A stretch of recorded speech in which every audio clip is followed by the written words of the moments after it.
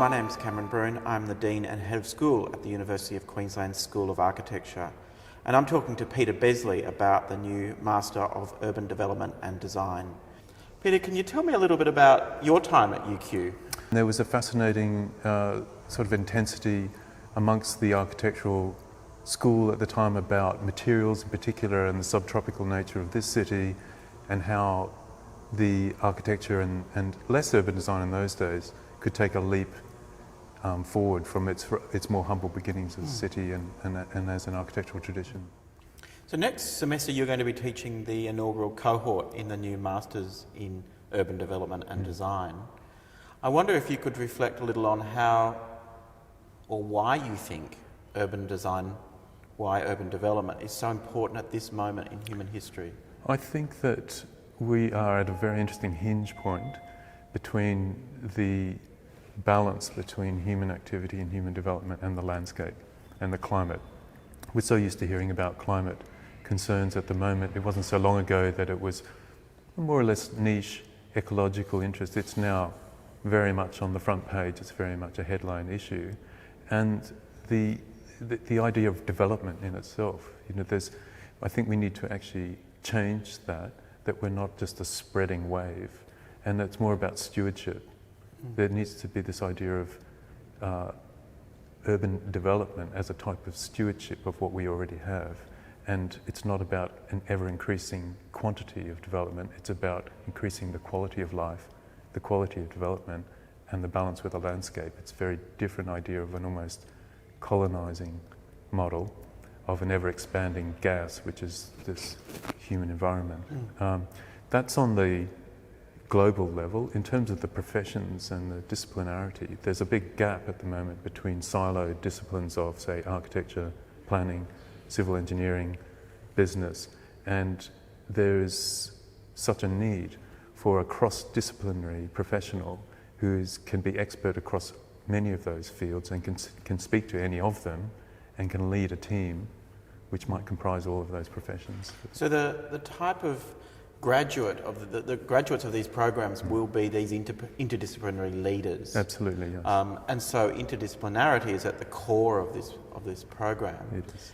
How do you think that will prepare graduates for their careers? What do you think those careers, those new types of careers that you're talking about, will look like? We need people who understand planning very well, also understand architecture and civil engineering and business, such that they can pull together multidisciplinary teams in a role which is not just project management.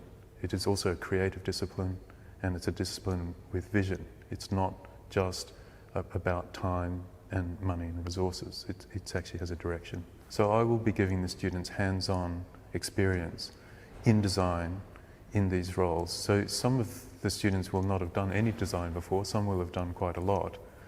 It doesn't matter, but my role in this and what I'm looking forward to bringing there is the experience of doing that. It's one thing to have knowledge of the processes and the issues, and it's another one to actively be designing with it. You have that slight cliff edge experience as you might know these things, but you don't know how to roll them out, you don't know how to expedite, you don't know how to action them. And I have a lot of experience of doing that with students. And I think it can be often a revelatory sort of experience for them. It's one thing to know about acting, it's another thing to actually get out there on the stage. And it doesn't necessarily mean that they're going to be actors for the rest of their life, but they will retain that knowledge, that experience rather, of doing it. Given your international experience in teaching and practice across architecture and urban design, what do you think the career opportunities are for graduates of this new program? I think they're very wide and also relatively unlimited in terms of how far they can go. For example, I've met many people who occupied roles that are target roles for the ones that we're now teaching to, but they didn't get there through doing a course. It took them 10 or 20 years to organically absorb this knowledge. And those sort of people tended to come from engineering or architectural planning backgrounds, but found themselves in multidisciplinary engineers or larger architecture companies, or indeed in the public sector. And so I think that there's a fascinating opportunity for graduates of this program to roam across all of those fields, and also at different times in their careers. So they could, for example, find themselves being a leading, in the client role, leading projects, initiating projects for council or for government, central government, and then they may transfer across to a multidisciplinary engineer or a planning practice and equally take up senior roles there. So I think there's actually a rich soup of area which is not at the moment easily to pin against a particular type of company or a particular sector, but it's definitely there as a requirement, and clients need it and the projects themselves need it.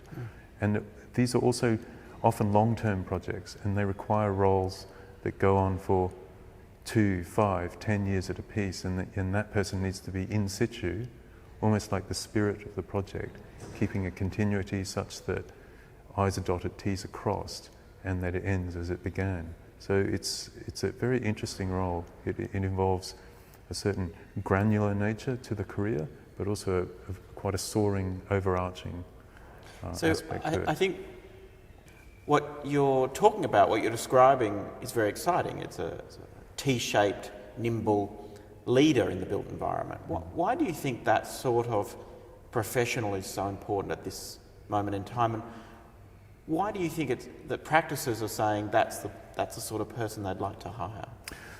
I think that the practices themselves are growing those professionals internally at the moment, and they would love to have a program that could teach it, such that the careers of those people that they're hiring can be effectively accelerated, and they're not taking on that educative role themselves. And it's not so much that they're being grown as apprentices inside those companies. There's many things that the university environment can teach that the practices can't teach. For example, the way that the history and theory of urbanisation has happened globally is not something you'll find in a practice.